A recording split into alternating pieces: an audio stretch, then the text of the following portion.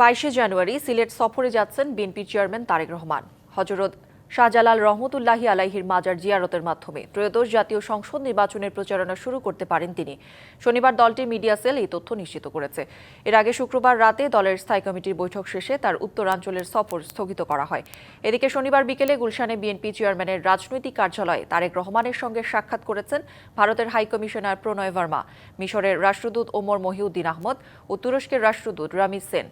সাক্ষাতে শুভেচ্ছা জানানোর পাশাপাশি রাষ্ট্রের স্থিতিশীলতা ও উন্নয়ন বিষয়ে আলোচনা হয়েছে বলে জানিয়েছেন দলটির যুগ্ম মহাসচিব হুমায়ুন কবির।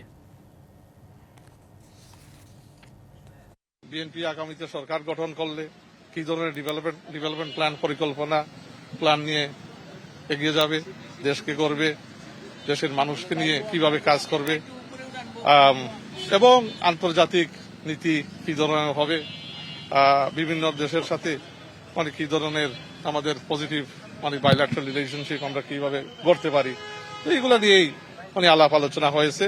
ত্রয়োদশ জাতীয় সংসদ নির্বাচনে প্রার্থিতা ফিরে পেতে আপিল শুনানির দ্বিতীয় দিন আজ। নিষ্পত্তির তালিকায় রয়েছে 69টি আবেদন। রাজধানীর আগারগাঁওয়ে নির্বাচন ভবনে শনিবার শুরু হওয়া এই শুনানি কার্যক্রম চলবে 18 জানুয়ারি পর্যন্ত।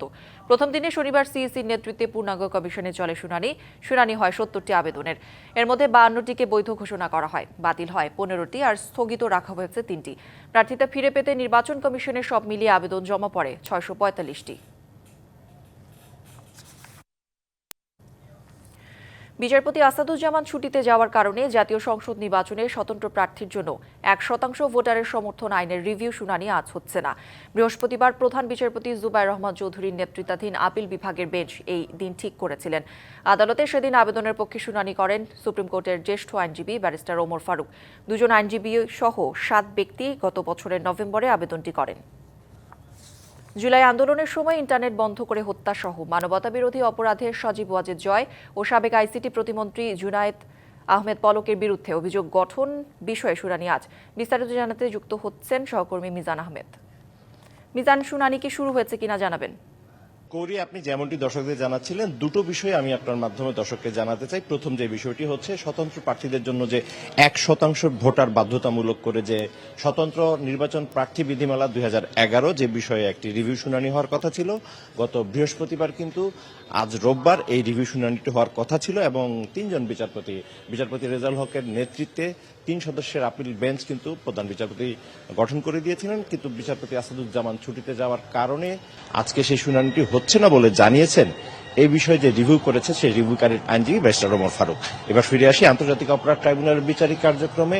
এখানে আজকে 4টি মামলায় কিন্তু 12 জন আসামিকে আন্তর্জাতিক অপরাধ ট্রাইব্যুনালে কঠোর নিরাপত্তার মধ্য দিয়ে হাজির করা হয়েছে, যার মধ্যে একজন আলোচিত আসামি হয়েছেন জুলাই আগস্টে যে ইন্টারনেট বন্ধ করার যে মামলাটি হয়েছিল, তো সাবেক প্রধানমন্ত্রী শেখ হাসিনার ছেলে এবং তথ্য প্রযুক্তি উপদেষ্টা সজীব ওয়াজেদ জয় এবং আইসিটি প্রতিমন্ত্রী জুনায়েদ আহমেদ পলক, এই দুজনের বিরুদ্ধে সেই মামলাটির আজকে কিন্তু অভিযোগ গঠনের শুনানি এবং পলক সহ 12 জন আসামিকে কিন্তু আন্তর্জাতিক অপরাধ ট্রাইব্যুনালে হাজির করা হয়েছে। এর আগে যদি অভিযোগ গঠনের পূর্ববর্তী তথ্য যদি আপনার মাধ্যমে জানাতে হয়, সেক্ষেত্রে বলতে হবে যে অভিযোগ গঠনের শুনানির আগে কিন্তু জয়ের বিরুদ্ধে গ্রেফতারি পরোয়ানা জারি করা হয় এবং পাশাপাশি পত্রিকায় বিজ্ঞপ্তি দেওয়া হয় এবং পত্রিকায় বিজ্ঞপ্তির পরও যখন তিনি আদালতে আত্মসমর্পণ করে ন্যায় বিচারের যে সুযোগটি, সেই সুযোগটি তিনি গ্রহণ করেননি, তখন তাকে পলাতক ধরে এই মামলার বিচারিক কার্যক্রম এগিয়ে নিয়ে যাওয়ার সিদ্ধান্ত নিয়েছে আন্তর্জাতিক অপরাধ ট্রাইব্যুনাল 1 এবং সেই ধারাবাহিকতায় তার পক্ষে স্টেট ডিফেন্স কাউন্সিল নিয়োগ দেওয়ার নির্দেশ কিন্তু গত 17 ডিসেম্বর ট্রাইব্যুনাল 1-এর পক্ষ থেকে দেওয়া হয় এবং সেই ধারাবাহিকতায় আজকে রাষ্ট্রপক্ষ এই মামলায় অভিযোগ গঠনের বিষয়ে তাদের বক্তব্য উপস্থাপন করবেন এবং এই ক্ষেত্রে রাষ্ট্রপক্ষের 3টি সুনির্দিষ্ট অভিযোগ রয়েছে যে ইন্টারনেট বন্ধ করে ব্ল্যাকআউটের মাধ্যমে হত্যাযজ্ঞের তথ্য আড়াল করা, ষড়যন্ত্র করা এবং উস্কানি। এই সুনির্দিষ্ট 3টি অভিযোগের বিষয়ে তারা আজকে বক্তব্য দেবেন এবং তাদের এই বক্তব্যের পরেই কিন্তু আসামি পক্ষ থেকে এই বিষয়ে তাদের অবস্থান তুলে ধরা হবে এবং সেই দুটো বক্তব্যের পরেই কিন্তু অভিযোগ গঠনের বিষয়ে আন্তর্জাতিক অপরাধ ট্রাইব্যুনাল 1 বিচারপতি গোলাম মর্তুজা মজুমদারের নেতৃত্বে 3 সদস্যদের ট্রাইব্যুনাল তারা তাদের সিদ্ধান্তটি জানাবেন। এর পাশাপাশি আজকে আশুলিয়ায় 6 মরদেহ পোড়ানোর মামলারও কিন্তু সাফাই সাক্ষী গ্রহণের জন্য পূর্ব নির্ধারিত দিন রয়েছে। তো সবশেষ এই মামলাগুলো বিচারিক কার্যতালিকায় রয়েছে, যখনই শুরু হবে পরবর্তী সময়ে আপনার মাধ্যমে আরও অগ্রগতির তথ্য দর্শককে জানিয়ে দেওয়া হবে। ফিরে যাচ্ছি স্টুডিওতে, কৌরি আপনার কাছে। মিজান, ধন্যবাদ আপনাকে। দখল আর দূষণে মৃতপ্রায় গাজীপুর মহানগরীর প্রাচীন ও দীর্ঘতম মোগর খাল। দীর্ঘদিন ধরে শিল্প কারখানার বর্জ্য ময়লা আবর্জনায় পানি হয়েছে কালচে, ছড়াচ্ছে দুর্গন্ধ আর চর্মরোগ সহ নানা রোগবালাই। স্থানীয়রা বলছেন, কয়েক দফায় প্রশাসনের অভিযানে দূষণ কিছুটা কমলেও দখলমুক্ত হয়নি খালের দুই পার। গাজীপুরে ভোগড়া এলাকা থেকে শুরু হয়ে পূর্ব চান্দনা, খাইলকুর, হায়দ্রাবাদ সহ বেশ কিছু এলাকা অতিক্রম করে টঙ্গী নদীতে গিয়ে মিশেছে মোগর খাল। বহু পুরনো খালটির পানি একসময় নিয়মিত ব্যবহার করা হতো গৃহস্থলীর কাজে, তাই মোগর খালকে বলা হতো এই এলাকার জীবনরেখা। কিন্তু দখল আর দূষণে খালটি এখন মৃতপ্রায়, দুর্গন্ধে আশেপাশে যাওয়া যায়। দুপাশ দখল করে গড়ে উঠেছে দোকান, বসতঘর, এমনকি ছোট ছোট কারখানাও। দখলদার উচ্ছেদে মাঝে মাঝে অভিযান হলেও তা টিকছে না বেশি দিন।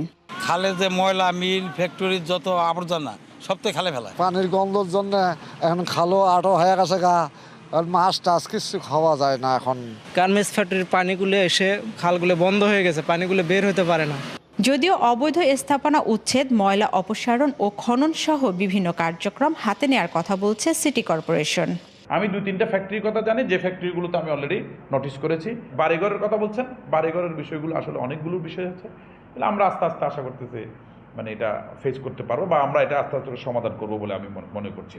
দখলমুক্ত না হলে বাঁচবে না মোগর খাল, এমন আশঙ্কা স্থানীয়দের। Mahmuda Sikdar, DBC News, Gazipur. ইরানে 2 সপ্তাহ ধরে চলা বিক্ষোভ দমনে আরও কঠোর অবস্থান নিয়েছে দেশটির সরকার। বিক্ষোভকারীদের সৃষ্টিকর্তার শত্রু আখ্যা দিয়ে তাদের বিরুদ্ধে মৃত্যুদণ্ডের অভিযোগ আনার হুঁশিয়ারি দিয়েছেন দেশটির অ্যাটর্নি জেনারেল। বিক্ষোভে এরই মধ্যে নিহত হয়েছেন অন্তত 78 জন। গ্রেপ্তার করা হয়েছে 2,500-এর বেশি আন্দোলনকারীকে। বন্ধ রয়েছে ইন্টারনেট। এদিকে মার্কিন প্রেসিডেন্ট ডোনাল্ড ট্রাম্প জানান, ইরানের জনগণকে সহায়তা করতে প্রস্তুত যুক্তরাষ্ট্র। টানা 14 দিন ধরে সরকার বিরোধী বিক্ষোভে উত্তাল ইরান। দেশটির মুদ্রা রিয়ালের তীব্র অবমূল্যায়ন এবং ক্রমবর্ধমান অর্থনৈতিক পরিস্থিতির জেরে শুরু হয় এই আন্দোলন। 28শে ডিসেম্বর তেহরানের গ্র্যান্ড বাজারের আশপাশে প্রথম বিক্ষোভ দেখা দিলেও পরে তা ছড়িয়ে পড়ে দেশটির সবগুলো প্রদেশে। বিক্ষোভ দমাতে তৎপরতা চালিয়ে যাচ্ছে ইরানের ক্ষমতাসীন সরকার। রাজধানী সহ দেশের প্রায় সবগুলো শহরে মোতায়েন করা হয়েছে সামরিক বাহিনীর সদস্যদের। শনিবার রাতেও সেনাবাহিনী ও আইআরজিসি সদস্যদের সঙ্গে সংঘাতে বেশ কয়েকজন বিক্ষোভকারী নিহত হয়। এছাড়া দেশ জুড়ে বন্ধ করে দেয়া হয়েছে ইন্টারনেট। গণবিক্ষোভের মধ্যে ইরানের অ্যাটর্নি জেনারেল জানান, যারা বিক্ষোভে অংশ নেবেন তাদের সৃষ্টিকর্তার শত্রু হিসেবে বিবেচনা করা হবে। ইরানি আইনে এই অভিযোগের শাস্তি মৃত্যুদণ্ড। এমনকি বিক্ষোভের সহায়তাকারীদের বিরুদ্ধেও একই অভিযোগ আনা হবে বলেও হুঁশিয়ারি দেন তিনি। এদিকে মার্কিন প্রেসিডেন্ট ডোনাল্ড ট্রাম্প জানান, ইরানের জনগণ স্বাধীনতার দিকে তাকিয়ে আছে। পরিস্থিতি মোকাবেলায় প্রয়োজনে যুক্তরাষ্ট্র সহায়তা দিতেও প্রস্তুত বলেও জানান তিনি। এদিকে বেসামরিক নাগরিকদের অধিকার ও শান্তিপূর্ণ আন্দোলনের প্রতি সম্মান দেখানোর আহ্বান জানিয়ে হামলা ও নির্বিচারে আটকের বিষয়ে উদ্বেগ প্রকাশ করেছে জাতিসংঘ, ইউরোপীয় ইউনিয়ন সহ অস্ট্রেলিয়া, কানাডা ও ফ্রান্স। আব্দুল্লাল মারুফ, ডিবিসি নিউজ ডেস্ক। সিরিয়ায় আবারও বড় পরিসরে হামলা চালিয়েছে যুক্তরাষ্ট্র। গত মাসে দেশটির পালমিরা শহরে প্রাণঘাতী হামলায় 2 মার্কিন সেনা ও 1 বেসামরিক নাগরিক নিহত হওয়ার পর দেশটিতে ইসলামী সন্ত্রাসী গোষ্ঠী আইএসকে লক্ষ্য করে হামলা চালানো হয়। মার্কিন সামরিক বাহিনীর সেন্ট্রাল কমান্ড এক বিবৃতিতে জানায়, স্থানীয় সময় শনিবার বিকেলের দিকে এই হামলা চালানো হয়। এ সময় সিরিয়ার বিভিন্ন এলাকায় আইএসের একাধিক লক্ষ্যবস্তুতে আঘাত হানে মার্কিন বাহিনী। এই হামলা অংশীদার বাহিনীর সঙ্গে যৌথভাবে চালানো হয়েছে বলেও বিবৃতিতে জানানো হয়। এর আগে গত 19 ডিসেম্বর অপারেশন হক-আই স্ট্রাইকের আওতায় প্রথম দফায় সিরিয়ায় বড় ধরনের হামলা চালায় যুক্তরাষ্ট্র। সে সময় মধ্য সিরিয়ায় আইএসের অবকাঠামো ও অস্ত্র ভাণ্ডার সহ 70টি লক্ষ্যবস্তুতে আঘাত হানা হয়। সেই অভিযানে আইএসের অন্তত 25 জন যোদ্ধাকে হত্যা করেছিল যুক্তরাষ্ট্র। নান্দনিক চলচ্চিত্র, মননশীল দর্শক, আলোকিত সমাজ, এই স্লোগানকে ধারণ করে পর্দা উঠেছে দেশের সবচেয়ে বড় ও মর্যাদাপূর্ণ 24তম ঢাকা আন্তর্জাতিক চলচ্চিত্র উৎসবের। শনিবার জাতীয় জাদুঘর মিলনায়তনে 9 দিনব্যাপী এই উৎসবের উদ্বোধন করেন তথ্য উপদেষ্টা।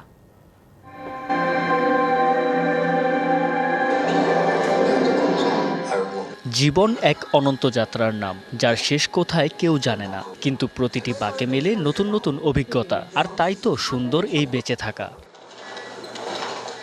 এমন কাহিনীকে উপজীব্য করে রচিত হয়েছে চীনের the journey to know and সিনেমাটি। আর এর প্রদর্শনের মধ্য দিয়ে যাত্রা শুরু করল 24তম ঢাকা আন্তর্জাতিক চলচ্চিত্র উৎসবের। রাজধানী শাহবাগের জাতীয় জাদুঘর মিলনায়তনে রেইনবো চলচ্চিত্র সংসদের উদ্যোগে উৎসবের উদ্বোধন করেন তথ্য ও সম্প্রচার উপদেষ্টা রিজওয়ানা হাসান।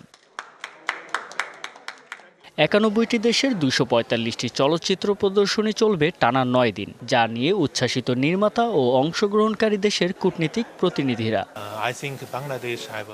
আমি বাংলাদেশি সিনেমা দেখেছি, এখানে অনেক ভালো অভিনেতা নির্মাতা রয়েছে। আমি এখানে আমার সিনেমা নিয়ে এসেছি এবং এটি খুব সৌভাগ্যের বিষয়।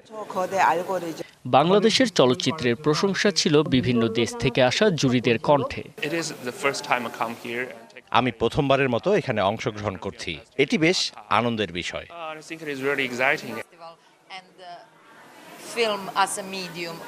সিনেমা একটি মাধ্যম হিসেবে কাজ করছে, এটি ব্রিজের মতো এক দেশের সাথে অন্য দেশকে যুক্ত করে। প্রধান অতিথি বলেন, পরিবেশ সুরক্ষায় চলচ্চিত্রের শক্তিশালী ভাষাকে কাজে লাগানো উচিত। পরিবেশের উপর নির্মিত এমন একটি বা দুটি সিনেমা রাখুন, দয়া করে যেন প্লাস্টিক ব্যবহার করবেন না। সমুদ্র সৈকতের পরিবেশ নিয়ে সহানুভূতিশীল থাকবেন। জাতীয় জাদুঘরের মূল মিলনায়তন ও কবি সুফিয়া কামাল, শিল্পকলা একাডেমির জাতীয় চিত্রশালা ও নাট্যশালা, আলিয়াস প্রসেস ও স্ট্যামফোর্ড ইউনিভার্সিটি মিলনায়তনে প্রদর্শন করা হবে উৎসবের সিনেমাগুলো। এছাড়াও এবারই প্রথমবারের মতো কক্সবাজারের সমুদ্র সৈকত থেকে দর্শকরা দেখতে পারবেন সিনেমাগুলো।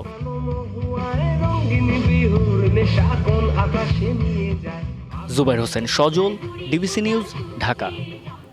সংবাদে এই ছিল এখনকার মতো। ডিবিসি নিউজের সংবাদগুলো পড়তে ভিজিট করুন dbcnews.tv আর ভিজিট করুন ডিবিসির ফেসবুক পেজ এবং ইউটিউব চ্যানেল। ডিবিসির সঙ্গেই থাকুন।